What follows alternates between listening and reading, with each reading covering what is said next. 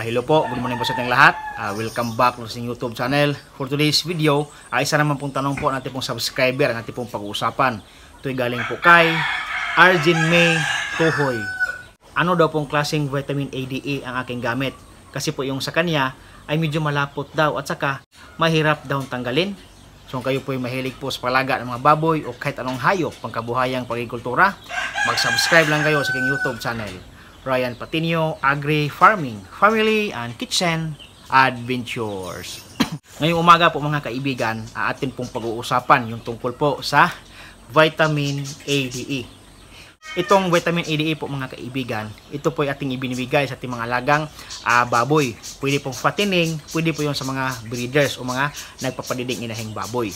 Kapag ang ating binibigyan dito ay mga fattening, ganun pa rin. Ang dosage po nito ay katulad na po ng vitamin B complex. Sila po ay pareho lang na mga vitamins. Pero yung vitamin B complex ay isa pa siyang B complex vitamin. O lahat po ng vitamin B ay nandoon po sa vitamin B complex. Ito naman pong vitamin A, D, E. Ito po ay vitamin A, vitamin D at saka vitamin E. Wala po siyang vitamin B at saka C. So, pero pareha lang po siyang mga vitamins. Kung tayo po ay magtuturok ng vitamin B complex at saka vitamin A, D, E, pwede po natin silang pagsabayin sa isang nido lang po o sa isang syringe at saka sabay po natin iturok sa ating mga alagang baboy. Ang tanong po ating kaibigan ay ano daw brand ng vitamin A, D, E ang ating ginagamit kasi po yung sa kanya ay sobrang malapot daw at saka mahirap daw i-withdraw doon po sa loob ng vial.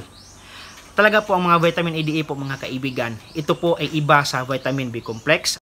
Ang vitamin B complex po ay isa pong water-based vitamins. Kaya kapag tayo po nag-withdraw doon po sa vial, madali na po siyang hugutin o madali na po tayo makakuha ng vitamins mula sa vial papunta po sa syringe.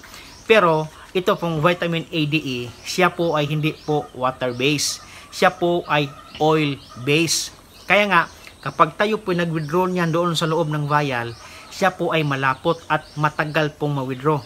Para di pong iron na medyo matagal i-withdraw. Kaya kapag kayo po nagtuturok ng vitamin A, D, E, kapag nag-withdraw po kayo ng vitamins mula sa vial, dapat ang gamitin yung karayom o needle ay yung malaki yung butas para mas madali kayong maka-withdraw. Kasi nga po, ito po ay isang oil-based na vitamins. And then, kapag kayo po ay tapos na po nagturok ng vitamin A, D, E, dapat imasahin nyo muna yung area kung saan po kayo nagtuturok. Nang sa ganon, yung vitamins po ay mas spread doon po sa loob ng muscle nating inahing baboy at hindi po siya mag-cause ng pagbukol. Kasi minsan, kapag hindi mo natin na-massage yung area na yan, kasi nga po oil-based yung vitamin A, D, E, yan po ay mag-cause ng bukol doon po sa area kung saan po kayo nagtuturok. Kaya importante po mga kaibigan na after po kayo magturok ng vitamin A, D, E, imasahin nyo muna yung site ng injection para ma-spread yung vitamins at ma-absorb ng muscle ng ating mga baboy nang sa ganun hindi po siya magkakos ng bukol dun po sa kaniyang injection site. Yung vitamin B complex po, kahit hindi na po kayong mag-massage dun sa area ay pwede lang kasi nga siya po ay water-based vitamins. Hindi po siya magkakos ng bukol kasi hindi po siya mamumuo.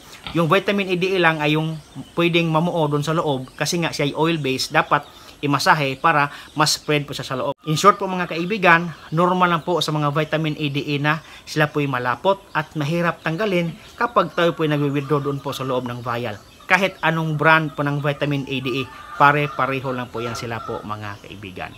So yan po ating vlog ngayon. Asa na po ako nakapagbigay sa inyo ng kalaman tungkol po sa paggamit ng vitamin A, D, E.